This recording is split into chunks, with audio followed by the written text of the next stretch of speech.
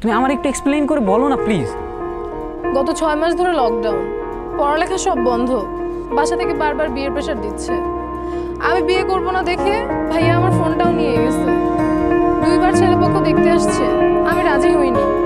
আজকে আমি অনেক কষ্ট করে লুকিয়ে তোমার সাথে দেখা করতে আসছি। তুমি কি বলতেছো, বিয়ে হয়ে যাবে মানে? আমার তো মাথা কাজ করতেছে না। আমি কি করবো আমার বলো, আমি তোমার বাসায় গিয়ে কথা বলবো? তুমি কি কথা বলবা? তুমি এখন স্টুডেন্ট। তাহলে আমি কি করবো? আমি তো কিছু বুঝতেছি না, আমার কি করার আছে আর?